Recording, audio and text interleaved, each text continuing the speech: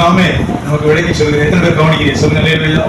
பரிசுத்த வேத புத்தகம் அநேக மனுஷர்களை சொல்கிறது. பழைய ஏற்பாடு புதிய ஏற்பாடு அநேக மனிதர்களை சொல்கிறது. ஒரு மனுஷன் சொன்னா அவருடைய வாழ்க்கையை வேதம் சொல்கிறது. ஆபிரகாம்னா அவனுடைய வாழ்க்கை, ஈசாக்னா அவனுடைய வாழ்க்கை, யாக்கோபுனா அவனுடைய வாழ்க்கை. சொல்லுங்க. யோசேப்பு கனிதரும் திராட்சை செடி சொல்றார் ஆண்டவர். யோசேப்புன்னு சொன்னாவே கனிதரும் திராட்சை செடி. அவன் கனியுள்ள மரம், பேருக்கு கனி கொடுக்கிற மரம். யோசேப்புன்னு சொன்னா கனிதரும் திராட்சை செடி. நமக்கு தெரியும், பைபிள் படிக்கிறவங்களுக்கு தெரியும். யோசுவா காலேப்னு சொன்னா உத்தமமாய் அவரை பின்பற்றினவர்களுக்கு தெரியும். தானியேல்னு சொன்னா கர்த்தரை வைராக்கியமாய் பரிசுத்தத்தோடு பின்பற்றினவனுக்கு தெரியும். அந்த தானியேலுடைய வாழ்க்கையில ஒரு குற்றத்தை காண முடியாது. சிங்க கவிக்குள்ளது தானியேல் சொல்லுகிறான், ஜீவனுள்ள தேவனுடைய தாசனே, உன்னை ஆண்டவர் தப்புவிக்க வல்லவரா இருந்தாரா? நீ சொன்னிய கர்த்தரை மட்டும்தான் ஆராதிப்பேன்னு சொன்னிய, கர்த்தர் ஒருவரை மட்டும்தான் நான் ஆராதனை செய்வேன் என்று சொன்னிய, ராஜாவுடைய கட்டளையை தள்ளிட்டு ஜன்னலை திறந்து வச்சுக்கிட்டு எருசலேமுக்கு நேரம் முழங்கால் கூட்டிட்டு ஜெபம் பண்ணிட்டு இருந்தியே, ராஜாவுடைய கட்டளையை தள்ளிட்டு ஜீவனுள்ள தேவனுடைய தாசனே, உன்னை ஆண்டவர் தப்புவிக்க வல்லவரா இருந்தாரா? சொல்லுங்க. பதில் சொல்றேன், ஆம் ராஜாவே, நான் உனக்கும் குற்றம் செய்ததில்லை, தேவனுக்கும் குற்றம் செய்ததில்லை. சொல்லுங்க. சவால் விடுகிற வாழ்க்கை. நீ என்ற பணக்காசை கொடுத்து பிரதம மந்திரியா வச்சிருந்த, உன் ஜல்லி காசுக்கு நான் ஆசைப்பட்டதில்லை சொல்றான் பாருங்க. ராஜாவை உமக்கு முன்பதாக நான் குற்றம் செய்ததில்லை, நீதி கேட்டு செய்ததில்லை. சொல்லுங்க. ஒரே ஒரு வார்த்தை அடிக்கிறான். வார்த்தை வாசிக்க பார்ப்போம். தானியேலுடைய புத்தகத்துல ராஜா கெபியின் கிட்ட வந்த போது அவனுக்கு துயர சத்தம். நல்ல மனுஷனை இழந்துட்டோமே, ஒரு நல்ல மனுஷனை, நீதிமான நேர்மையான மனுஷனை வேண்டிய சூழ்ச்சியில இழந்துட்டோமே, அவன் ராஜா துக்கத்தோடு வருகிறான். கெபி வாசலுக்கு வாசிக்க. தானியேலே, ஜீவனுள்ள தேவனுடைய தாசனை நீ இடைவிடாமல் ஆராதிக்கிற உன் தேவன் உன்னை சிங்கங்களுக்கு தப்புவிக்க வல்லவராய் இருந்தாரா என்று தானியேலை கேட்டான். சொல்லுங்க. அல்லேலூயா. இந்த வருஷம் ஒரே ஒரு வசனத்தை பாருங்களேன். சொல்றவன் ராஜா, அவன் அவிசுவாசி, கடவுள் அறியாதவன். அவன் கடவுள் அறியாதவன், பல மனைவியோடு வாழக்கூடியவன், குடிக்கக்கூடியவன், பல விக்கிரக ஆராதனை செய்யக்கூடியவன். பாபிலோன் ராஜா கொடூரமானவன். இறக்கமே இல்லாத ராஜாக்கள் தான் பாபிலோன் ராஜாக்கள். பாபிலோன் ராஜாக்கள் இறக்கமே இல்லாத மனிதர்கள். அவன் வாயால் வருது. எத்தனை பேர் இருந்து பாக்குறீங்க சொல்லுங்க. அவன் வாயினால சொல்றான், ஜீவனுள்ள தேவனுடைய தாசனே. சொல்லுங்க. அவன் வாயில சொன்னதுதான் பைபிள் எழுதி இருக்கு, ஜீவனுள்ள தேவனுடைய தாசனே. சொல்லுங்க. இரண்டாவது சாட்சி சொல்ற, இடைவிடாம நீ ஆராதிக்கிற. சொல்லுங்க. இடைவிடாம நீ ஆராதிக்கிற. ராஜாவுக்கு தெரியும், ராஜாவுடைய கட்டளையை தள்ளிட்டு ஜன்னலை திறந்து வச்சுக்கிட்டு எருசலேமுக்கு நேரம் ஜெபம் பண்றேன். ராஜா அப்படின்னு என்ன, ராஜாவுடைய கட்டளை எனக்கு கிடையாது, என் ஆண்டவர் முக்கியம். நான் பதவியில் இருந்தாலும் சரி, இல்லாட்டியும் சரி, சிங்க கபியில தள்ளி நான் உயிரோட இல்லாம போனாலும் சரி, இந்த மண்ணான மனுஷனுக்கு பயந்துட்டு ஜெபத்தை விட மாட்டேன். அதுதான் சொன்ன விஷயம். கவர்மெண்ட் கட்டளை அது முக்கியம் கிடையாது. எனக்கு ஜெபம், கடவுள் என்னை நேசிக்கிற ஆண்டவர் எனக்கு முக்கியம். இடைவிடாமல் நீ ஆராதிக்கிற உன்னுடைய ஆண்டவர் உன்னை சிங்கங்கள், என்னுடைய கொடூரமான சிங்கங்களுக்கு தப்புவிக்க வல்லமை உள்ளவராக இருந்தாரா? சொல்லுங்க. ஏன்னா பட்டினி போடப்பட்ட சிங்கங்கள் அடைக்கப்பட்டிருக்கும். ரோமன் எம்பையர் வரைக்கும் நடந்துச்சு. எப்போவாது இந்த குற்றவாளிகளை போட்டா அதான் அதுக்கு சாப்பாடு. சிங்கங்கள் பாதாள அறையில் அடைக்கப்பட்டிருக்கும். மேல இருந்து தள்ளி விட்டாங்கன்னா அது சாப்பிடும். எலும்பு தான் 2-3 மிஞ்சி இருக்கும். மறுபடியும் குற்றவாளிகளை கொண்டு வந்து தள்ளி கதவை அடைச்சிருவாங்க. அதுக்கு பிறகு அட்ரஸே கிடையாது. பிறகு குற்றவாளிகளை கொண்டு வந்து உள்ள தள்ளுவாங்க. பிரச்சனையா கேட்டேன், அடக்கம் பண்ற செலவு இல்ல, தள்ளதோடு சரி, தள்ளி கேட்ட சீல் வைக்கிறதோடு சரி, ஒரே தள்ளு, எத்தனை காலம் சரி. அதனாலதான் பைபிள் சொல்லுகிறது, தானியேல் யாரெல்லாம் குற்றம் சாட்டினார்களோ அவருடைய மனைவி, பிள்ளைகள், முழு குடும்பத்தை மாறி சுருட்டி கொண்டு தரலாம். ஏன்னா அவ்வளவு பசியோட உள்ள சிங்கம் அவளை அடைச்சிருக்கு. அவ்வளவு பேரே திட்டுறோம். சொல்லுங்க. அவர் துயர சத்தமாய் கேட்டு, ஏன் இது முக்கியம்? நான் இதுல இருந்துதான் ஆண்டவர் இந்த நாட்டு தேவனுக்கு முக்கியமான சத்தியத்தை கொடுத்தார். இன்னைக்கு ஆண்டவருடைய பிள்ளைகள், தேவனுடைய மக்கள் சொல்லுங்க, அப்படி நடிச்சு நெடிச்சு குறைஞ்ச அப்படின்னு அவசியம் இல்லை. இங்க தானியேல் உள்ள தள்ளப்படுகிறான், உள்ள கிடக்கிறான். ராஜா துயர சத்தத்தோடு வந்து காலையில வந்து தூங்காம வந்து கேட்கிறான். அருமையான வார்த்தை, ஜீவனுள்ள தேவனுடைய தாசனே. சொல்லுங்க. அல்லேலூயா. சத்தம் சொல்லுங்க. ஜீவனுள்ள தேவனுடைய தாசனே. அவிசுவாசியுடைய வாயிலிருந்து வரும் வார்த்தை, நீ இடைவிடாமல் ஆராதிக்கிற. சொல்லுங்க. சத்தமா சொல்லுங்க. இடைவிடாமல் ஆராதிக்கிற. ஒரு பிரதம மந்திரிக்கு எவ்வளவு பெரிய பொறுப்பு இருக்கும். பாபிலோன் ராஜா பிரசிடென்ட் மாதிரி இருக்கிறான். பாபிலோன் ராஜா அது பிரசிடென்ட் கூப்பாருக்கிறான். நாட்டினுடைய நிர்வாகத்தை கவனிக்கிறவன் தானியேல். எல்லாருக்கும் தலைமையா கொண்டே வச்சிருக்கிறான். தானியேலை கேட்காம ஒன்றும் செய்யக்கூடாது. தேவ ஆவியை பெற்றவன், நீதிமான், உத்தமன். அவன் வார்த்தை இல்லாம தேசத்துல ஒண்ணு நடக்கக்கூடாது. அவனுடைய காப்புல வச்சிருக்கான். சொல்லுங்க. அவனுக்கு கீழே தான் அவனுடைய ராஜ்யம் இயங்கி கொண்டிருக்கிறது. தானியேலுக்கு கீழே தான் அவனுடைய ராஜ்யம் இயங்குகிறது. அவ்வளவு பொறுப்புகளுக்கு நடுவில் அவன் இடைவிடாமல் ஆராதிக்கிறது. அவன் சொல்ற ராஜா சொல்றான், அவிசுவாசி ராஜா சொல்றான் பாருங்க, தேவ மனுஷனை பற்றி, நீ இடைவிடாமல் ஆராதிக்கிற உன்னுடைய தேவன் உன்னை தப்புவிக்க நல்லவராய். Is he able to deliver from my lions? சிங்க கவியில போட்டனே அந்த சிங்கங்களுக்கு உன்னை விடுவிக்க நீ ஆராதனை செய்ய ஒரு ஆண்டவர் வல்லவராய் இருந்தாரா? சொல்லாமே ஒரே வார்த்தை, ஆம் ராஜாவே. சொல்லாமே ஆம் ராஜாவே, ஆம் ராஜாவே. அடுத்த சொல்லுகிற பதிலை பாருங்கள், வாசிங்க. அப்பொழுது தானியேல், ராஜாவே நீர் என்றும் வாழ்க, சிங்கங்கள் என்னை சேதப்படுத்தாதபடிக்கு தேவன் தன்னுடைய தூதனை அனுப்பி அவைகளின் வாய்களை கட்டி போட்டார். அது ஏனென்றால் அவருக்கு முன்பாக குற்றமற்றவனாய் காணப்பட்டேன். ராஜாவாகிய உமக்கு முன்பாக நான் நீதிகேடு செய்ததில்லை என்றார். தயவு செய்து நிமிர்ந்து பாருங்க, சொல்லுங்க. ஹல்லேலூயா. மிக முக்கியமான தேவ விஷயம் கர்த்தர் நமக்கு தந்திருக்கிறார். நீங்க வந்து சொல்லுகிறான், சமீபத்துல நான் சுருக்கமா சொன்னேன், ஆனா நான் நினைத்து பாருங்க, உண்மையிலே தலை அடிபட்டு உழைச்சிருப்பானு தெரியல, ஆஸ்பத்திரியில கிடப்பானு தெரியல. அவ்வளவு ஒரு ரொம்ப டிராஜடி. தேவன் என்னை 2 தடவை காப்பாற்றினார். நான் அவளது நினைவு கூர்ந்தேன். சொல்லுங்க ஹல்லேலூயா. சிங்கத்தின் மாயை கட்டுகிறதற்கு என் ஆண்டவர் உண்மையோட ஒரு கஷ்டம். நிறைய மக்கள் ஆண்டோடைய பிள்ளைகள் சிங்கத்தை பார்த்தா பயம், கர்ச்சிக்கிற சிங்கமாய் சாச பார்த்து ஏதோ ஒரு பயம் இருக்கும். ஒருத்தருக்கும் சிலருக்கு மரண பயம் இருக்கும், சிலருக்கு எதிர்கால பயம் இருக்கும், பிள்ளைகளை பற்றிய பயம், சொந்தக்காரனை பற்றி ஏதோ பயங்கள், பலவிதமான பயங்கள். சொல்லுங்க ஹல்லேலூயா. ஆனால் தானியேல் தெளிவோடு சொல்கிறான், சிங்கங்களின் வாயை கட்டுகிறதற்கு ஆண்டவர் வல்லவராய். சில நேரம் நம்ம நினைக்கிறோம் நம்மளே வாயை கட்டுவோமான்னு. ஆவியின் அதிகாரத்தை தான் கட்டளை கொடுத்தார் சாச கட்டுறதுக்கு.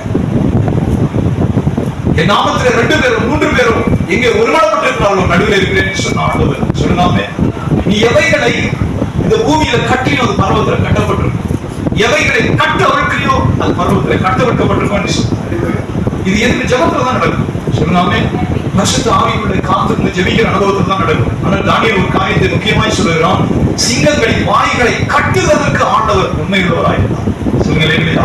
அது 2வது ஒரு காரியம் சொல்லாதான் முக்கியம். அது ஏனென்றால், அது ஏனென்றால், சொல்லுங்க, அது ஏனென்றால் அவருக்கு முன்பாக நான் குற்றமற்றவனாய் காணப்பட்டேன். 2 காரியத்தை சொல்லுகிறான் தானியேல். அவருக்கு முன்பாக நான் குற்றமற்றதாய். இது மிக முக்கியமான சத்தியம் பைபிள்ல. நீங்க பைபிள்ல ராஜாக்களுடைய புஸ்தகம், சாமுவேலுடைய புஸ்தகம், 1 நாளாகமம், 2 நாளாகமம், 6 புஸ்தகங்கள் இருக்கு. 1 சாமுவேல், 2 சாமுவேல், 1 ராஜாக்கள், 2 ராஜாக்கள், 1 நாளாகமம், 2 நாளாகமம். இந்த 6 புஸ்தகத்தை படித்தீங்கன்னா 2ஆ பிரிச்சிடலாம். இந்த 6 புஸ்தகத்தை தொடர்ந்து பைபிளை படித்தீங்கன்னா 2ஆ பிரிக்கலாம். அதுல ஒரு வார்த்தை வரும், அவன் கர்த்தருடைய பார்வைக்கு நலமானதை செய்தான். சொல்லுங்க. இன்னொன்று வரும், அவன் கர்த்தருடைய பார்வைக்கு பொல்லாப்பானதை செய்தான். இது வந்துட்டே இருக்கு பைபிள்ல. இது 2ஆ பிரிச்சான். அவன் கர்த்தருடைய பார்வைக்கு செம்மையானதை செய்தான், அவன் கர்த்தருடைய பார்வைக்கு நலமானதை செய்தான், அவன் கர்த்தருடைய பார்வைக்கு பொல்லாப்பானதை செய்தான். மனுஷனுக்கு பின்னாடி வந்துட்டே சொல்லுங்க. ஆசா தேவனுடைய பார்வைக்கு நலமானதை செய்தான். உசியா, யோசபாத், எசேக்கியா, யோதாம், தாவீது. சொல்லுங்க. சிலருடைய ராஜாக்களுடைய வாழ்க்கையில ஆரம்பம் நல்லா போயிட்டு இருக்கும், பாதிக்கு முன்னாடி மோசமா போயிடும். 3/4 கிணறு தாண்டன மாதிரி 3/4 கிணறு தாண்டி முடியும் போது அவன் பொல்லாப்பானதை செய்தான், கர்த்தரிடத்துல அவன் தண்டனை பெற்றான்னு முடியும். சிலருடைய வாழ்க்கை பாருங்க, வசனம் சொல்லுகிறது, அவன் தேவனுடைய பார்வைக்கு நலமானதை செய்தான், கர்த்தருடைய பார்வைக்கு செம்மையானதை செய்தான், தேவன் அவனை விருத்தியாக்கினார். அந்த 6 புஸ்தகம் தயவு செய்து படிக்க. தேவன் அவனுக்கு அனுகூலம் செய்தார், தேவன் அவனுக்கு அனுசாரியாய் நிற்கிறார், தேவன் அவனை போன இடத்துல எல்லாம் காப்பாற்றினார், அவன் வரவர விருத்தி அடைந்து மகா பெரியவனானான். சொல்லுங்க. தேவன் அவனுக்கு எதிராய் நின்றார், தேவன் அவனை குறுக பண்ணினார், தேவன் அவனை அடித்தார். இப்படி வைக்கிறது. ஏன் இப்படி நடக்குது? தேவன் அவனுக்கு எதிராக இருந்தார். அவன் அங்க போய் விழும்படி ஆகாபை குறித்து வாசிக்கிறான். ஆகாப் இந்த இடத்துல சாகுபடி நம்ம எல்லாம் யோசனை பண்ணுவோம். யார் யோசனை சொல்றதுன்னு கேட்கிறார். பரலோகத்தில் நடக்குது. ஆகாப்புடைய நேரம் வந்துருச்சு. அவன் போய் ராமோத்துல விழுகணும். ஏன் ராமோத்துல சாகணும்?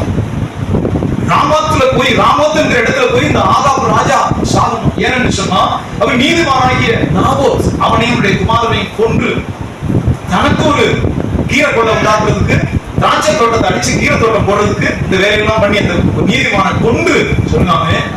அவனை புதைச்சிட்டு அநீதி செய்த மனுஷன். இப்ப அவனுடைய ரத்தத்தை நாய்கள் நக்கணும். ஏன்னா நீதிமானாகிய நாபோத்தை அவருடைய குமாரனை கொலை செய்தார். ராஜாவை தூசித்தான், தேவனை தூசித்தான்னு சொல்லி ஒரு நீதிமான்கிற பழியை சுமத்தி நடுரோட்ல கல்லடிச்சு போட்டு அவனுடைய ரத்தத்தை நாய்கள் தக்கிய. இப்ப எலியாவை கொண்டு ஆண்டவர் சொல்லுகிறார், இந்த தீர்ப்பை நம்ம ஆகாபுக்கு எழுதணும். சொல்லலாமே, இப்ப இந்த ஆகாபு அரண்மனையில் சாப்பிடாது, அரண்மனையில் செத்தா அந்த தீர்க்கதரிசனம் நிறைவேறாது. நாபோத் நடு ரோட்ல கல்லடித்து கொல்லப்பட்டான். தேவனுக்கு பயந்த நீதிமான், அவருடைய ரத்தத்தை நாய்கள் நக்குது, பூச்சனம் பாக்குது. இப்ப எலியாவை சொல்ற ஆண்டவர், இது மாதிரி இவனுக்கு தீர்ப்பொழுது சொல்லிவிடு, இதே மாதிரி இவனுக்கு தீர்ப்பொழுது அங்க இருந்து சொல்லிவிடு. வல்லமையுள்ள ராஜா ஆகாப் இது அரண்மனையில சாவான், இது எப்படி ராமத்துல சாக முடியும்? சொல்ல முடியாது. சொல்லாமே பைபிள் சொல்கிறது, பரலோகத்தில் ஒரு யோசனை கூட்டம் தான். இது ஒரு தேவ ரகசியம். பூமியில அநேக தண்டனைகள் நடக்கிறதுக்கு முன்னாடி பரலோகத்தில் ஒரு சங்கம் கூடும். பூமியில ஆட்டோ சங்கம் இருக்கு, நாரி சங்கம், கிளீனர் சங்கம் இல்லையா? பைபிள்ல சொல்லப்பட்டிருக்கு. மறக்கக்கூடாது. நியாய சங்கம்னு ஒண்ணு இருக்கு. இந்த பூமியில நிறைவேற்றப்படுகிற தண்டனைகள், நிறைய துயரங்களுக்கு ஒரு தீர்ப்பம் எழுதப்படுது. ஆவிக்குரிய மனுஷர்களுக்கு புரியும், ஆவிக்குரிய மனுஷர்களுக்கு புரியும். ஆண்டவர்கள் சங்கம் இங்க வாங்க, எல்லாரும் வாங்க. இந்த ஆகாப் ராஜா போய் இந்த இடத்துல சாகணும். ஏன்னா தீர்க்கதரிசனம் சொல்லியிருக்கு, அவனுடைய ரத்தத்தை எங்க நக்கணும், நாய்கள் அங்கே நக்கணும். அது அரண்மனையில சாப்பிடாது. என்ன செய்வோம் சொல்லுங்க? நான் போய் பொய்யின் ஆவியாக அவனுடைய வாயில இருக்கிறேன். அவருடைய தீர்க்கதரிசிகளின் வாயில நான் ஒரு பொய்யின் ஆவியா இருந்து அவன் அந்த இடத்துக்கு யுத்தத்துக்கு போக பண்றதுக்கு நான் வேலை செய்யறேன். கர்த்தர் சொல்றார், போ. பைபிள்ல இருக்குதானே? சொல்லுங்க. உண்மையான காரணம் என்ன?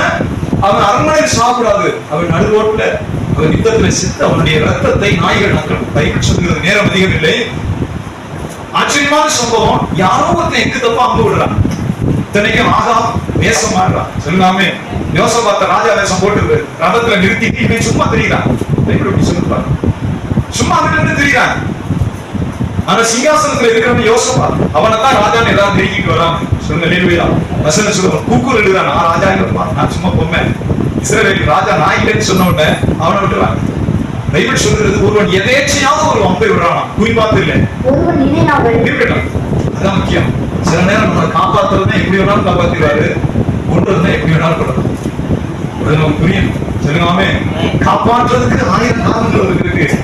அதுபோலதான் மனுஷன் வேலையை முடிச்சு விடுறது. ஒருவன் நினையாமல், சொல்லுங்க, குறிவாக்கல. பைபிள் செய்ஸ் குறிவாக்க அடிக்கல, சும்மா எக்கு தப்பா விடுற அம்பு. அந்த அம்பு ராஜாவுடைய சந்து கவசத்தில் பட்டது. பைபிள் சொல்றது பிராஸ்பிளேட். ராஜா எப்போ இந்த இது போட்டு பாருங்க, பேர் வந்து மார்க்கவசம். மார்க்கவசம்னா அம்பு இப்படி வரணும். அம்பு இப்படி வந்துச்சுன்னா மார்க்கவசம் தடுத்துரும். அம்பு குத்துச்சுன்னா அம்பு விழுகும். அந்த பிராஸ்பிளேட் இரும்பு பட்டை எப்படி இருக்கும், இருதயத்துக்குள்ள போகாது, உடம்புக்குள்ள அந்த அம்பு போகாது. வெசனம் சொல்லுகிறது இப்படி பாயிண்ட் அம்பு. அது மார்க்கவசம் போட்டுக்கிறான், மார்க்கவசம் போட்டுதான் நிக்கிறான். ஆனா அம்பு இங்க பாயிண்ட், இருதயத்துக்கு மேல சைட்ல பாயிண்ட். அது குறிமாத்தடிச்சானா குறி பார்க்கல. சொல்லுங்க, ஆமே. இப்படி ஒரு தேவ ரகசியத்தை புரியும். உன்னை உயர்த்துறதுக்கும் அவருக்கு காரணம் தேவைங்க, உன்னை தாழ்த்துறதுக்கும் காரணம் அவருக்கு தேவை. அவரால் புரியும். ஏன்னா குறிமாத்து விட்டு அம்பு கிடையாது, குறிய பார்க்கல, சும்மா விடுறா. யாரை கொள்ளணுமோ அவனை கொள்ளுதல். இப்படி வந்து குத்துனா சாப்பிட்டான், இப்படி குத்துது உள்ள போயிடுச்சு இருதயத்துக்குள்ள. சொல்றேன், எனக்கு காயப்பட்டு சரி வெளியே கொண்டு போ, ராணுவத்தை விட்டு அங்கே தூக்கி போ, தனியா செப்பரேட்டா கொண்டு போ. சொல்லுவாங்க, சாயங்காலம் வரைக்கும் அந்த ரதத்துல இருந்து சாயங்காலத்துல செத்து போகணும். இப்ப அந்த குளத்துக்கு கொண்டு வருவாங்க ரதத்தோட. சொல்லுவாங்க, இப்ப அந்த ரதத்தை கழுவுறாங்க, தண்ணி எடுத்து அப்படியே அவருடைய ரத்தம் வலிஞ்சு கீழே ஓடுது. வேதம் சொல்லுகிறது, எலியாவை கொண்டு சொன்ன மாதிரியே நாய்கள் ஓடி இருந்து ரத்தத்தை ராஜாக்களுடைய கல்லறையை கொண்டே வைக்கலாம். ஆனா அவனுக்கு வசனம் சொல்லுது, இவனுடைய ரத்தத்தை நாய்கள் நடுவாட்ட நக்கும். இந்த தீர்ப்பை நான் சொல்லிட்டேன், எப்படி இவனை எக்ஸ்கியூட் பண்றது? சொல்லுங்க, இதை எப்படி நிறைவேற்றுறது? சத்தமா சொல்லுங்க, அல்லேலூயா. இந்த வேத பகுதியை கவனித்து பாருங்க. நம்மளை தாழ்த்துறதுக்கும் உயர்த்துறதுக்கும் அவருக்கு கஷ்டம் இல்லை. தயவு செய்து புரிந்து கொள்ளுங்க. ஆண்டவருடைய ஜனம், உன்னை தாழ்த்துறதுக்கும் உயர்த்துறதுக்கும் அவருக்கு சிரமமே கிடையாது. சொல்லுங்க, அல்லேலூயா. காரியத்தை நிறைவேற்றும். நம்ம வாசிக்கிறோம் பைபிள்ல ஒரு மிக முக்கியமான சொல்ல வெளியே சும்மா தீர்ப்போம். அதை நம்ம நிறைய நிறுத்தி போனாங்க.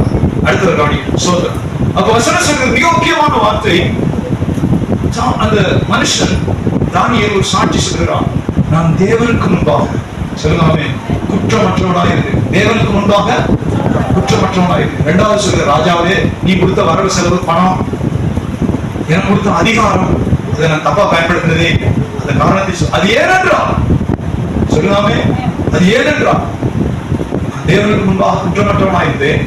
ராஜாவே நீ கொடுத்த பொறுப்பை நான் குற்றம் செய்ததில்லை. சொல்லுங்க அல்லேலூயா.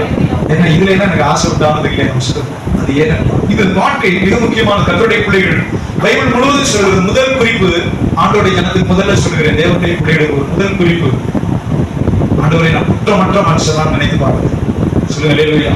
தேவனுக்கு முன்பா வாலிபர்களுக்கு சொல்லுகிறார் ஒரு சாட்சி, ஒரு ஆண்டவர் உங்களை ஆசீர்வதிக்க தொடங்குறது.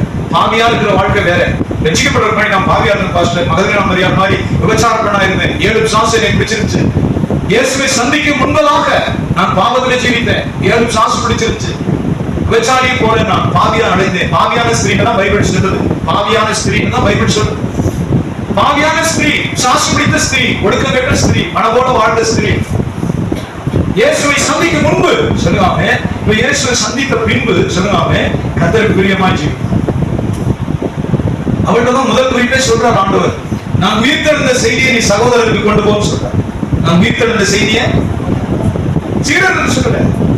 மகதலேனா மரியாள் தான் இருட்டோட போறா கல்லறைக்கு. இருட்டோட போடி போறா. ஒரு தோட்டக்காரர் என்று எண்ணி தடுமாறு, ஐயா என் ஆண்டவரை வச்ச இடத்தை எனக்கு தெரியல, காட்டுங்க, நான் அவரை எடுத்துக்கொண்டு போய் ஆண்டவரை வைத்த இடம் தெரியல. இருட்டோட கல்லறைக்கு போறா மகதலேனா மரியாள். சொல்லுங்க எதை குறிக்கிறதா? அவர் மேல் வைத்த அன்பு. அதுக்கு முன்னாடி பாவத்தை சிநேகித்த ஸ்திரீ, அதுக்கு முன்னாடி பாவம், சாசு பிடித்த ஸ்திரீ, பாவியான ஸ்திரீ, அப்படிதான் சொல்லப்பட்டிருக்கு. இயேசு கிறிஸ்துவை ரட்சிப்பை பெற்ற பின்பு சொன்னாமே அவருடைய வாழ்க்கை 90% ஜெபம், 10% பாவம். அப்படிங்கிற விசுவாசியுடைய வாழ்க்கை அப்படிதான் இருக்கு. நிறைய பேர் நான் போயிட்டு வரேன், ஜெபம் பண்ணுவேன், பாடுவேன், ஆனா நண்பர்களோட சேரும் போது கொஞ்சம் போய் எப்படியே தடுக்க முடியல. பாஸ்டர் பழைய சவகாசம் விடுதில்லை. எப்படியாவது சொந்தக்காரங்களோட சேரும் போது பாத்தீங்கன்னா 2 நாளைக்கு குடிச்சிட்டு வரோம். 3ஆவது நாள் ஆலயம் ஞாபகம் வருது. ஞாயிற்றுக்கிழமை இந்த 2 நாள் பண்ணியா மாறிடுறேன். உண்மைதான். 2 நாள் பண்ணி சாக்கடை பண்டியா மாறி என் சொந்தக்காரோட குடிச்சு உருண்டு அவங்களோட உருண்டு வந்தது. 3ஆவது நாள் ஞாபகம் வந்தது. நரகத்தை பத்தி பயம் வருது. அது பன்றியின் வாழ்க்கை. பன்றி ஆடு இல்ல. வெளிநாட்டு ஒரு பாஸ்டர் பிரசங்கம் பண்ணும்போது சொன்னார், ஆட்டுக்கும் பன்றிக்கும் சுபாவத்தில் வித்தியாசம் இருக்கு. சொல்லாமே பன்றி சாக்கடை விரும்பும், மலத்தை விரும்பும், அசுத்தத்தை விரும்பும், அதிலே இருக்க விரும்பும். ஆட்டுக்குட்டி தவறி சாக்கடையில் விழுந்த உடனே அடுத்த செகண்ட் வந்து இங்க தவறுதான் விரும்பும். சாக்கடைக்குள்ள இருக்க விரும்பாது. தவறிச்சு தவறிச்சு, பட் அதுக்குள்ள இருக்க விரும்பாது. அதனுடைய சுபாவம் டக்குன்னு துணியும். சொல்லுவாமே அல்லது துள்ளுறதுக்கு போராடிட்டு இருக்கும். அது வேணும்னே விடுங்க, தவறி விழுந்தது. 2 காரியம் சொல்லுவாமே. எதை குறிக்கிறது? நம்முடைய ஆவியில ஒரு சுபாவம் இருக்கிறது. மகதலேனா மரியாள் வசனம் சொல்கிறது, அவர் பாவியான ஸ்திரீ, சாசு பிடித்த ஸ்திரீ, இதெல்லாம் சொல்லப்பட்டிருக்கு. நம்ம உயிர்த்தெழுந்த இயேசுவை ஓடி போய் பார்க்கிறான், தேடி போய் பார்க்கிறான். அவன் அடுத்து கர்த்தரை சந்தித்த பிறகு பாவி கிடையாது. சத்தமா சொல்லுங்க அல்லேலூயா. 95% நீதிமான், 5% மட்டும்தான் பாவி. சொல்லுங்க அல்லேலூயா. சத்தமா சொல்லுங்க ஆமென்.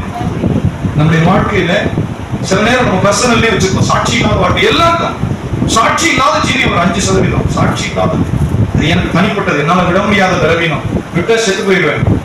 சொல்லுங்க ஆண்டோடைய குடி எல்லாருக்கும் சொல்லுவேன். பிசாசுடைய குடியே அங்கதான் இருக்கு.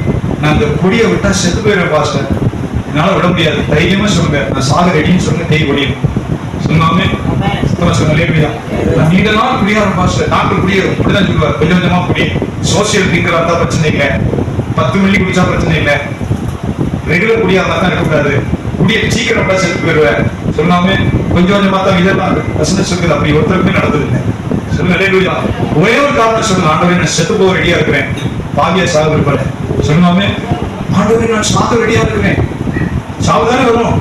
தேவனே நான் நேசிக்கிறேன், சாக ரெடியா இருக்கிறேன், ஆனா இந்த பாவம் எனக்கு வேண்டாம். சொல்லாமே சத்தமா சொல்லுங்க அல்லேலூயா. சில பதவிகள்ல தானா லஞ்சம் வரும். சில பதவிகள் பாத்தீங்கன்னா லஞ்சத்தை அவனே கொண்டு வந்து கொடுப்பான். நம்முடைய மனசு சொல்லும், வீட்டு வாடகை பத்த மாட்டேங்குது, விலைவாசி கூடிருச்சு, பிள்ளைகளை படிக்க வைக்க முடியல, சைலமா ஒரு நாளைக்கு 1000 ரூபாய் லஞ்சம் வந்தா தேவை. 1000 ரூபாய் கம்மி. சில அதிகாரங்கள் சாதாரண 2000 5000 நல்லா கட்டுற மாதிரி. ஆனா அதுக்கு ஒரு பழக்கம், அது ஒரு சாக்கடை பழக்கம். சொல்லாமே சாக்கடையில மலத்தை திங்கிற பன்றிகளுடைய பழக்கம் அந்த லஞ்ச பழக்கம். ஆனா நீதிமானுக்கு வசனம் சொல்லுகிறது, அடுத்தவனுடைய 5 காசு எனக்கு தேவையில்லை, தூக்கி எறிகிறதா நீதிமான். ஓ 5 பைசா ஓ எனக்கு தேவையில்லை, தூக்கி வீசு. ஓ 5 பைசா என்னை ஆசீர்வதிக்க மாட்டான் ஆண்டவர். இந்த விசுவாசம் எங்க இருக்கு? ஆபிரகாம்ல இருக்கு. தேவனை நம்பி புறப்பட்டு வந்த ஆபிரகாம் சொல்லுங்க படைகளை ஜெயித்து கொண்டு வர 5 ராஜாக்களை ஜெயித்து கொண்டு வர அந்த ராஜா கெஞ்சுகிறார், எல்லாத்தையும் நீ எடுத்துக்க. சொல்லுங்க யோசிப்பார், எல்லாத்தையும் நீ எடுத்துக்க. ஆபிரகாம் கெஞ்சுறான், நீ எல்லாத்தையும் எடுத்துக்க, மனுஷரை மட்டும் பொண்ணு வெள்ளி ஆடு மாடு ஒட்டகம் எல்லாத்தையும் நீ எடுத்துக்கன்னு சொல்றேன். ஏன்னா ஜெயித்து கொண்டு வர லோத்துவை காப்பாற்றி 5 ராஜாக்களை ஜெயித்து அப்படியே ஆபிரகாம் எல்லாவற்றையும் மீட்டு கொண்டு வருகிறான். ராஜா சரணடைகிறான், வந்து விழுகிறான் ஆபிரகாமுடைய பாதத்துல.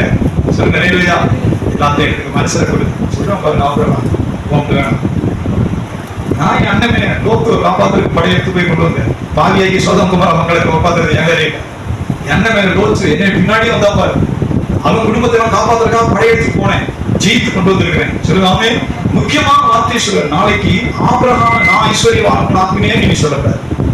பிரச்சனை தான். ஆபிரகாம் பாருங்க, நான் கொடுத்தேன், நான் எல்லாம் கொடுத்து அவனை தூக்கி விட்டேன், நீ சொல்லக்கூடாது.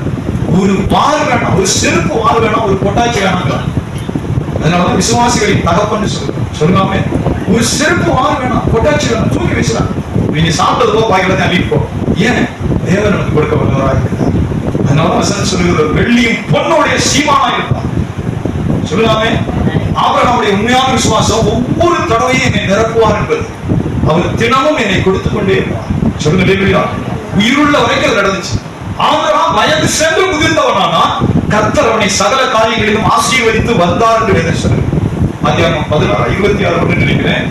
26 டக்குன்னு வாசிப்போம். ஆபிரகாம் வயது சென்று முதிர்ந்தவனானா கர்த்தர் ஆபிரகாமை சகல காரியங்களில் ஆசீர்வதித்து வந்தார். பெரிய தேவ ரகசியம். சொல்லுவாமே இது முக்கியமானது. நீங்க எத்தனை அரசியல் சரி சில பேர் ஆண்டோடைய பிள்ளைகள் பகிரங்கமா சொல்லுகிறேன். ஒரு பெரிய அதிகாரி என்ன கேட்டார், நல்ல சம்பளம் வாங்குறவங்க மாஸ்டர் 2 பேரும் சம்பளம் வாங்குறோம், கிட்டத்தட்ட 2 லட்சம் ரூபாய் சம்பளம். நம்ம வந்து மாஸ்டர் பணத்தை சும்மா தான் இருக்கு, வட்டி கொடுக்கலாமா, கொஞ்சம் பணம் சேருமே நினைக்கிறேன் அப்படின்னு கேட்டாங்க. ஒரு விசுவாசி. சொல்லுங்க அப்படி பைபிள்ல சொல்லல.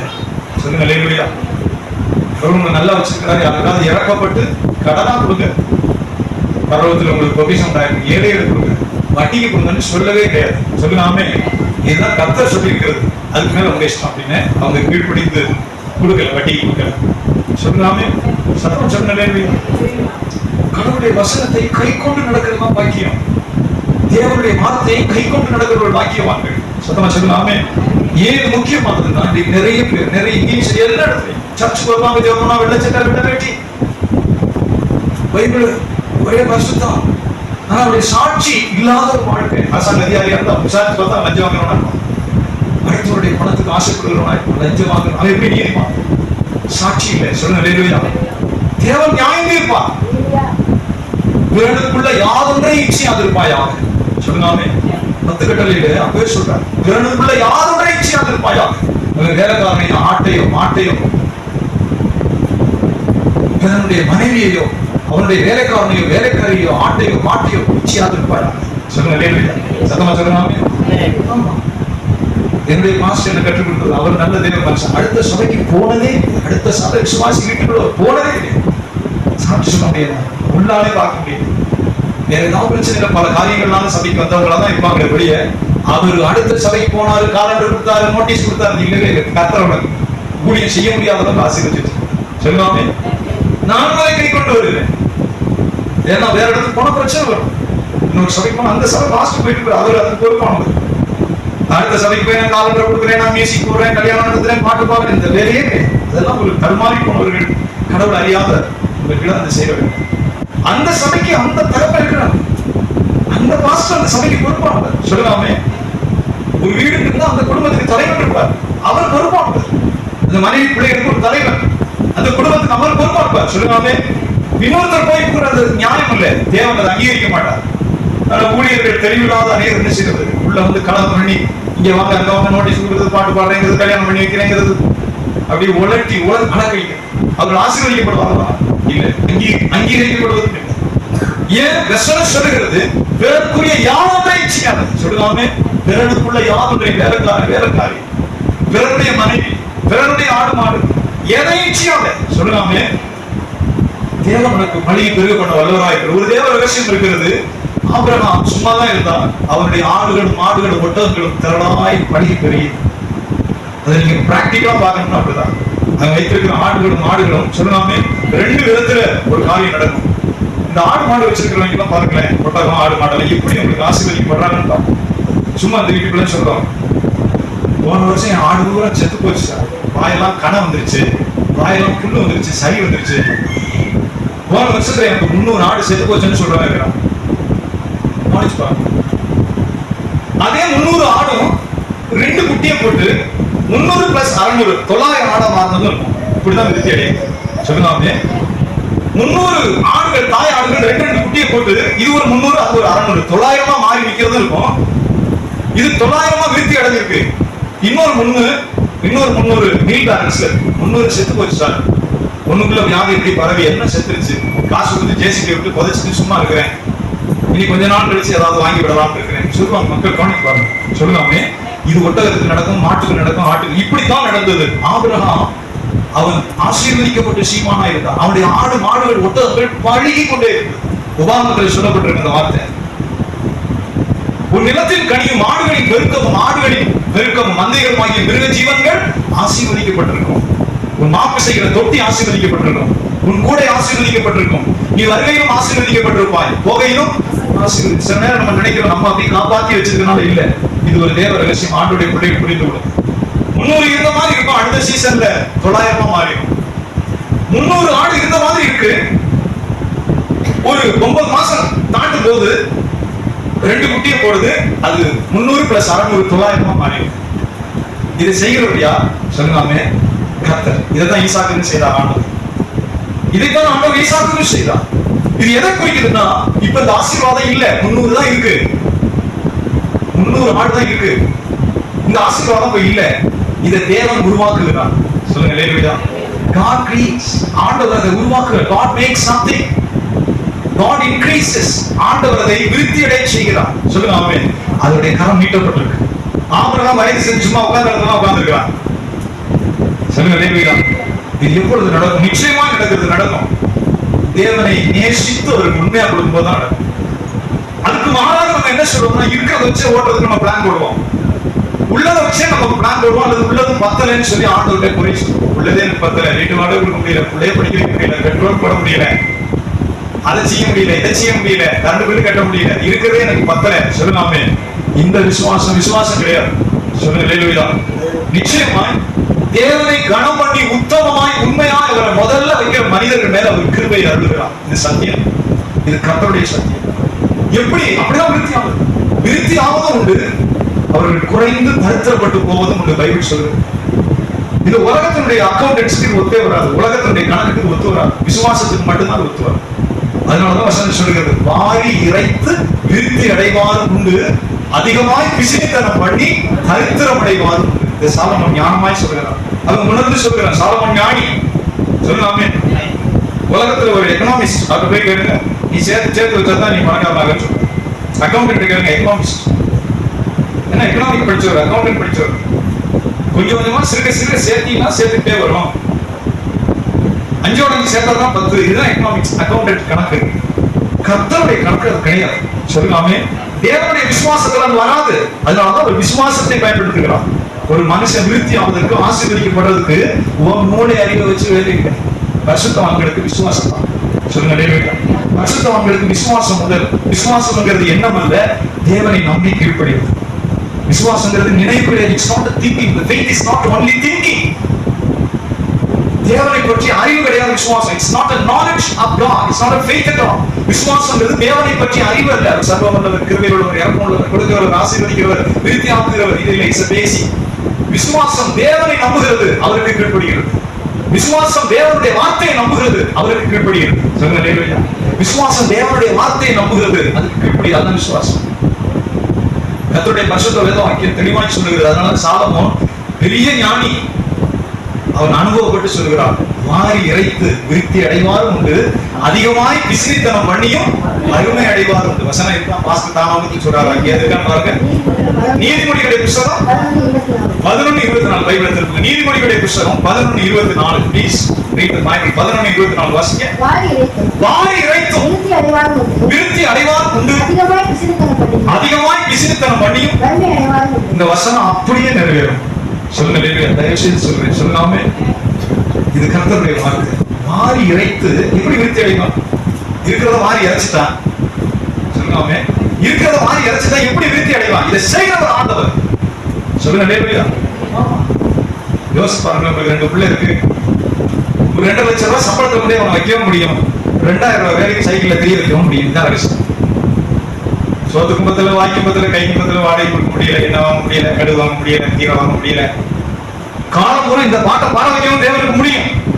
God does that. ஆண்டவர் இதை செய்கிறார். ஒரு சிறியவனை கூட்டி புழுதியிலிருந்து தூக்கி அங்கே இருப்பா, நீ உன் குடும்பம் நல்லா இருப்பா அப்படின்னு ஒரு சொல்லுகிறார். இதை செய்கிறார். சொல்லலாமே. வேற யார் செய்கிறார்? தேவன் செய்கிறார்.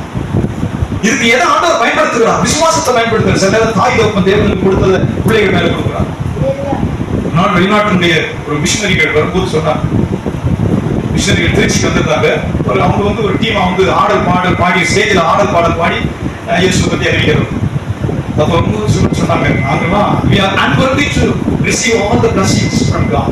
நாங்க கடவுள்கிட்ட இருந்து பெரிய ஆசீர்வாதங்களை, செல்வ செழிப்பை வாங்குறதுக்கு நாங்கள் தகுதியற்றவர்கள், எங்கள்கிட்ட ஒண்ணும் இல்லை. அப்ப எப்படி கேட்டா, அவங்க அமெரிக்கா கனடா ஃபிளைட்ல டிக்கெட் போட்டு நிறைய பணத்தை கொண்டு வந்து இந்த மாதிரி கூட்டங்களை நடத்தி ஏழைகள் கொடுக்குறது, வீடு கட்டி கொடுக்குறது, வடநாடுகளை சபை கட்டி கொடுக்குறது, இந்த மாதிரி முடித்து வந்துருக்காங்க. பெரிய டீம் ஃபிளைட்ல சொல்றாங்க. we are unworthy to get all the blessings from God. எப்படி நடந்துச்சுன்னா, எங்களுடைய தாய் தகப்பனுடைய முற்பிதாக்கள் சொன்னாமே, நல்ல எங்களுடைய தேசத்தை விட்டுட்டு இந்தியாவுக்கு இறந்து போயிருக்காங்க ஊழியத்துக்கு. இந்த டிஎம்சி கட்டினவர் இங்கே உள்ளவங்க, இங்க வந்திருக்காங்க மிஷனரிகள், வேறாவர்கள் எல்லாம் அவங்க இடம் வாங்கி செப்பு பட்டயத்தில் வச்சிருக்கிறாங்க. செப்பு பட்டயத்தில் கூழ் வாங்கி, ரோட்ல கூழை வாங்கி குடித்துட்டு நாயை ஏறி விட்டுருக்காங்க, கல்லெல்லாம் எடுத்து அடிச்சிருக்காங்க. உள்ளக்கார மிஷனரிகள் பானையங்கோட்டை பக்கம் வீடு, தென்காசிங்கெல்லாம் பார்த்தா அவங்களுக்கு நல்ல லண்டன் மிஷனரி சென்டர் பார்க்கணும். இந்த கஞ்சிக்கெல்லாம் போகல, இந்தியாவில் எப்படியாவது ஜனம் ரசிக்கப்படணுமே சொல்லலாமே. அதில் ஒருத்தர் ஜான் ரிங்கல் சொல்லி இப்படி வரலாறுகள் புத்தகங்கள் சொல்லுது. எத்தனை மிஷனரி லண்டனை விட்டுட்டு எல்லாத்தையும் விட்டுட்டு இங்க செத்து போயிருக்கோம் சொல்லலாமே. இங்கே உடனே மாதாக்கி தானே காட்சி கிடக்கும். அவங்க உயிரை கொடுக்க வந்தார்கள் சொல்றான். ஒருவரை கூலிய செய்தால் என் பிதா அவனை கடன் பண்ணுவார் கர்த்தர் சொல்றார். அவர் அந்த உயிரை கொடுத்து அவருடைய பிள்ளைகள் நாங்க சொல்லலாமே. யாராவது வசதியான இடத்துக்கு போவாங்க. இங்க இருந்து நீங்க சோமாலியா போறீங்களா, சூடான் போறீங்களா, America visa free, master 5 visa கொடுக்குறாரு. யார் போவா? ஃபிளைட் டிக்கெட் இல்ல, விசாவுக்கு காசு இல்ல, 5 லட்சம் ரூபாய் சம்பளம் அப்படின்னு நான் சொன்னேன்னு வச்சுக்க, எத்தனை பேர் கை படுத்துக்கே வேணாம், ஐஎல்டிஸ் வேணாம் சொல்லுங்க. 5 லட்சம் சம்பளம், ஏதோ படிச்சிருந்தா பரவாயில்ல, எழுத படிக்க தெரிஞ்சா கூட பரவாயில்ல, மாஸ்டர் 5 விசா ஏற்பாடு பண்றாரு சொல்லுங்க. அவன் இதே சூடானுக்கு போகணும், உயிரோட திரும்பி வர முடியாது. சோமாலியான்னு ஒரு நாடு, சோத்துக்கு பஞ்சப்பட்ட நாடு, அங்க மிஷனரியா போகுதியா, போனா திரும்பி வர மாட்டியா. பர்வத்துல தான் அவங்கள பார்க்கலாம். யார் போவா? பர்வத்துல தான் அவங்கள பார்க்கலாம், திரும்பி வர மாட்டியா. சுட்டு கொண்டு வாங்க. சோமாலியா கடற்கொலைக்காரர்கள், Sudan, Nigeria scammers, bank scammer, இந்த ஜியோ ஸ்கேமர் கூட அந்த நைஜீரியா தான். எனக்கும் வந்திருக்கு. எத்தனையோ லட்சக்கணக்கான டாலர் இருக்கு. தாய் தகப்பன் செத்து போன ஒரு பொண்ணு இருக்கு. உங்களை நாங்க இன்டர்நெட்ல பார்த்தோம். லாஸ்ட் நீங்க என்ஜிஓ நடத்துறீங்க, இந்த பொண்ணை உங்க கேர்ல எடுத்து வளர்த்து வச்சிருக்கேன், லட்சக்கணக்கான டாலர் உங்க பேர்ல உங்க அக்கௌண்ட்ல நாங்க மாத்திக்கிறோம், உங்களுக்கு நல்லதுன்னு நாங்க பார்த்தோம், மெயில் போட்டு கொண்டு போட்டோம்.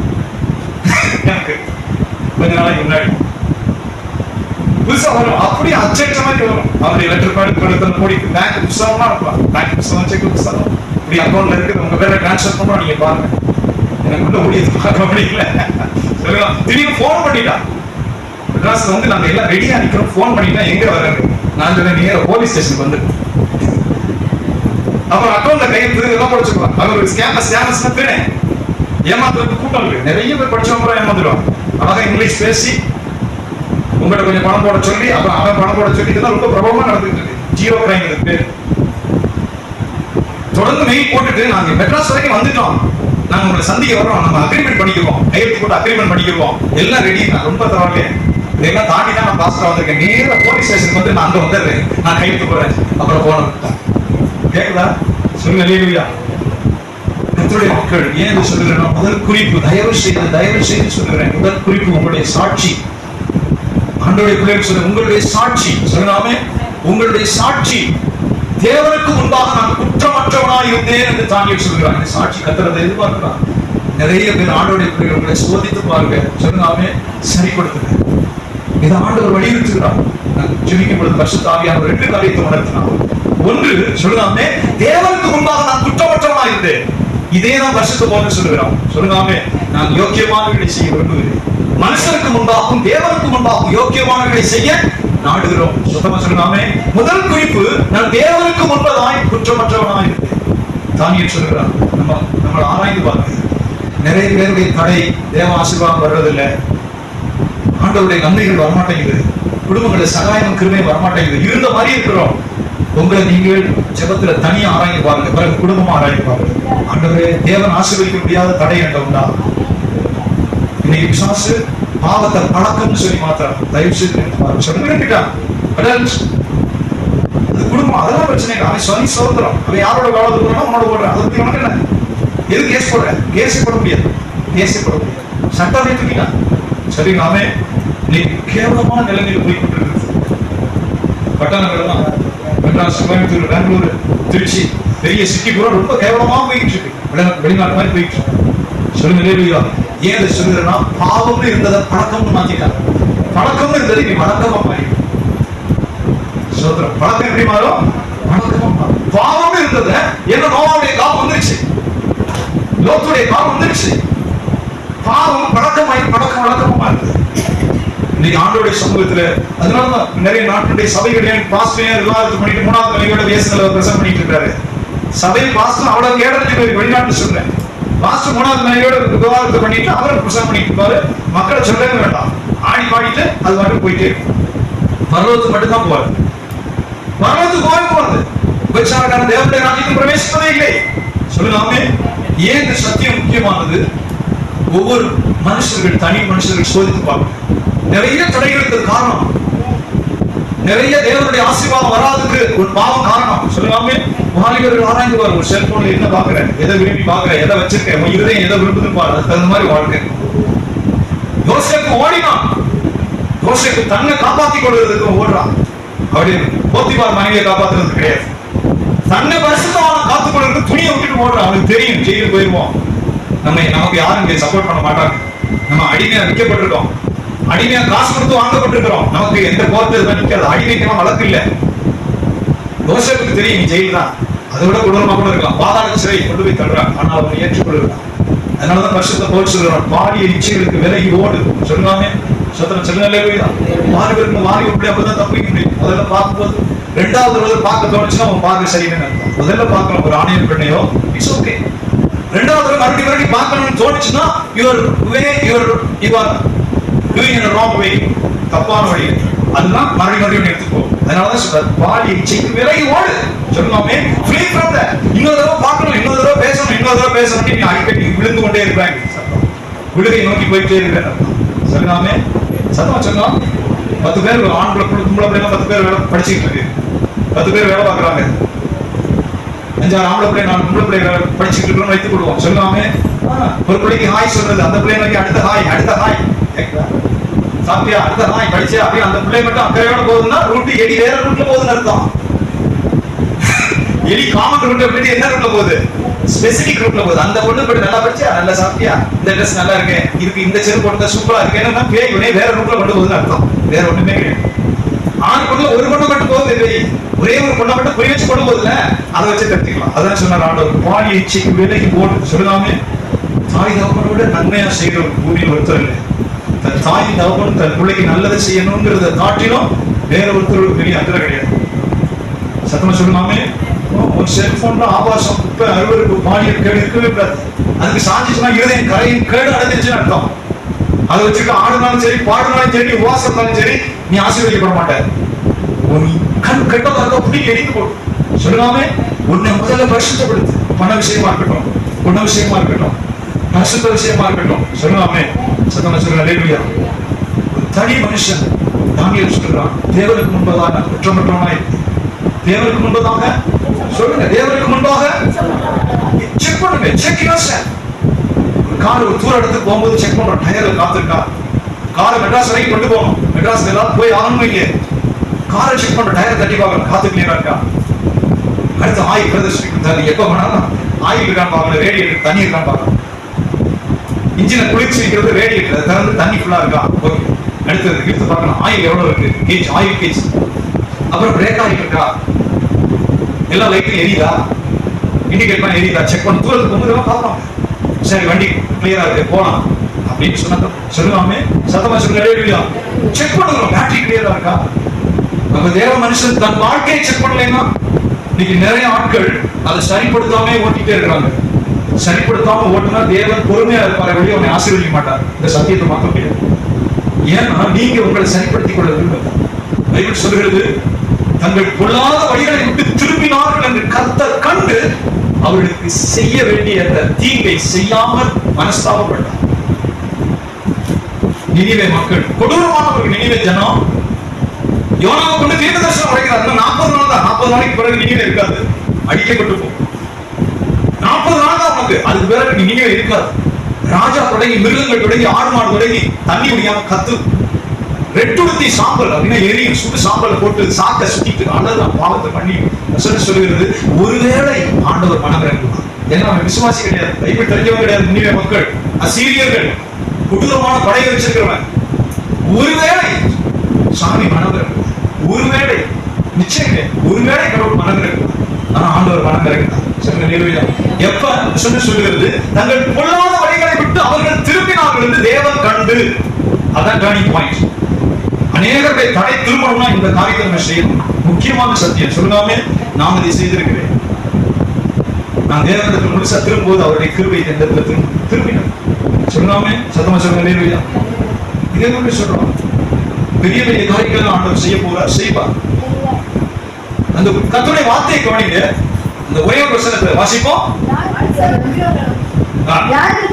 யாருக்கு தெரியும் நாம் அழிந்து போகாதபடிக்கு ஒருவேளை தேவன் மனஸ்தாபப்பட்டு தன்னுடைய உக்கிரமான கோபத்தை விட்டு திரும்பினார் என்று கூற சொன்னார். அவர்கள் தங்கள் தயவு செய்து கவனிக்கும். இதுதான் முக்கியமா. இதை நான் வச்சுக்கிட்டே நான் ஜெபம் பண்ணிட்டு இருக்கேன் அப்படிங்கிறது அது கர்த்தர் தேவ ஆசீர்வாதம் வராது. அதுவே தடையா இருக்கும், அதுவே தடையா இருந்து கொண்டிருக்கும். தேவன் பார்க்கிறார். பார்க்கும்போது அவர்கள் தங்கள் பொல்லாத வழிகளை விட்டு திரும்பினார்கள் என்று தேவன் அவருடைய கிரியைகளை பார்த்து சொல்லுங்க. ஆண்டவர் ஈஸியா ஆண்டவர் ஏமாற்ற முடியுமா? அது சிலர் ஏமாற்ற முடியும்னு நினைப்பாங்க, அதிலே போயிட்டே இருப்பாங்க, அவங்க கையை பிடிச்சு தடுக்கிறது இல்லை. அதுக்கு பலனை அவர்கள் அனுபவிப்பாங்க.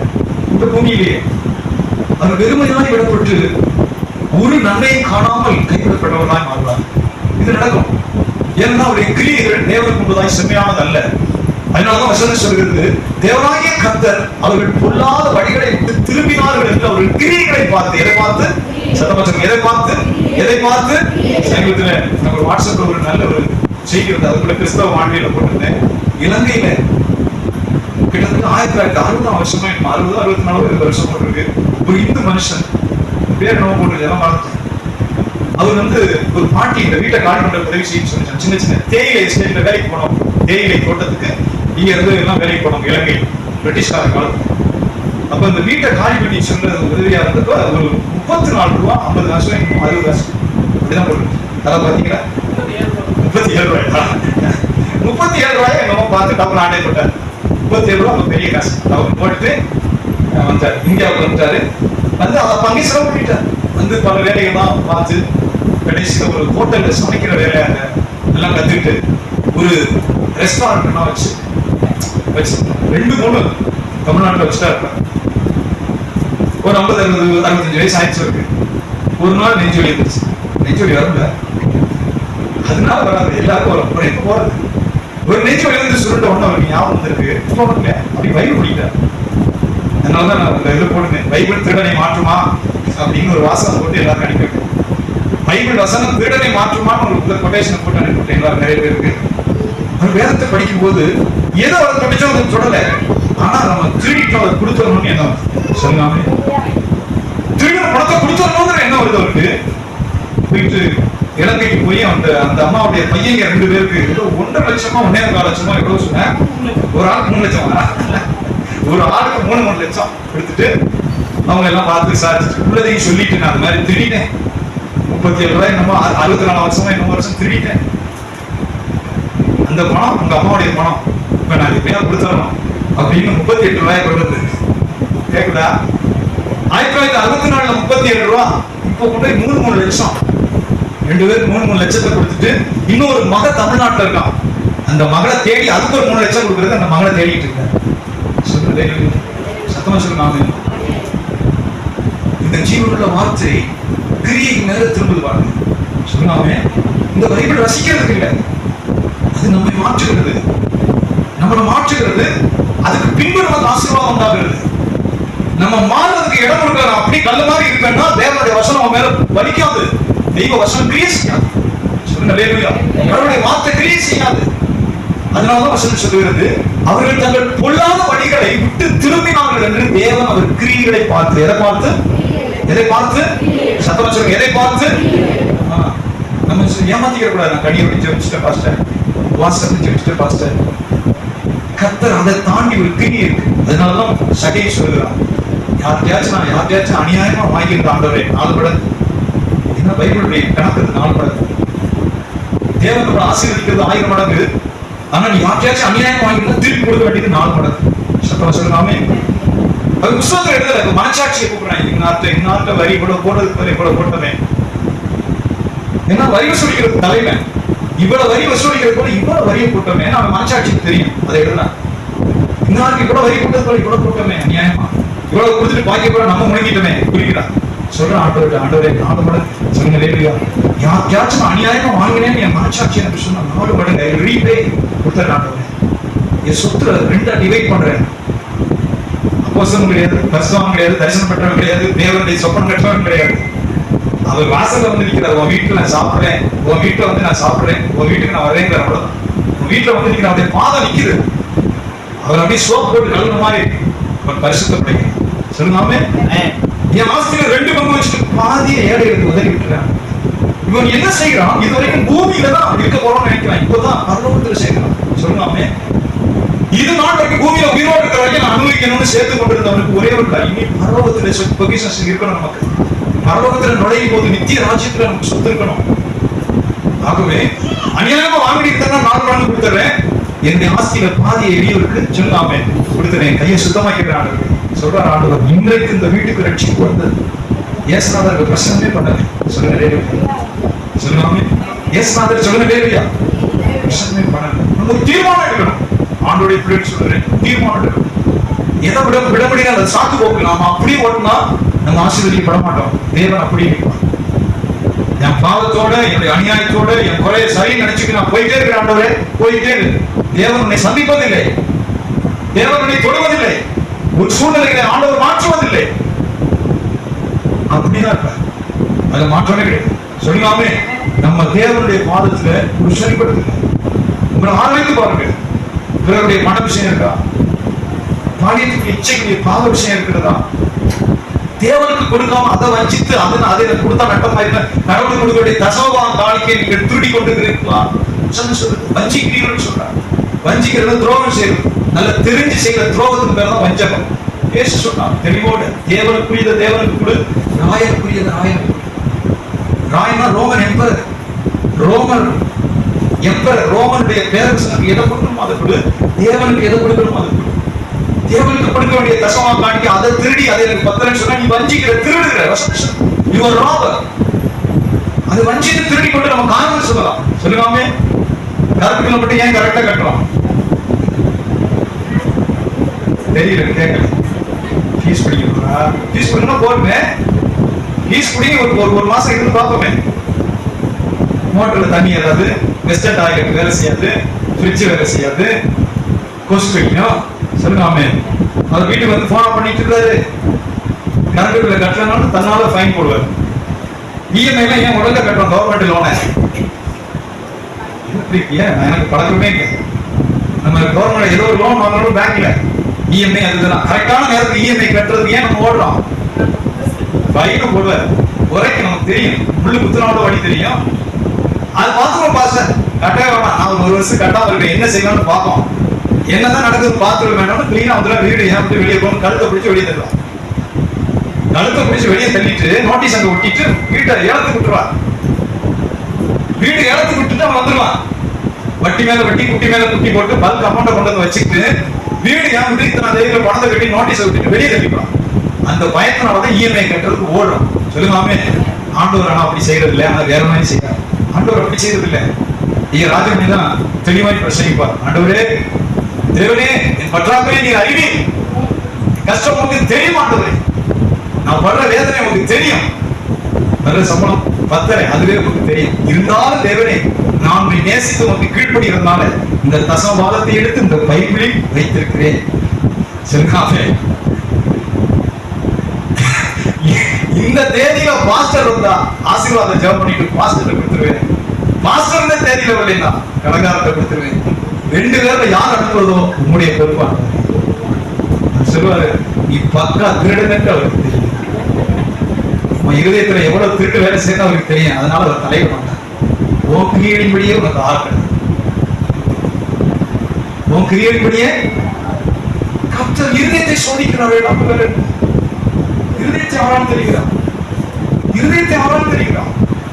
முதல் குறிப்பு கர்த்தருடைய வேதம் சொல்கிறது, நான் தேவனுக்கு முன்பதாய் குற்றமற்றவனாக இருந்தேன். சொல்லாமே நீங்க மறிக்கும் போது நிம்மதியாக மறிப்பீர்கள்.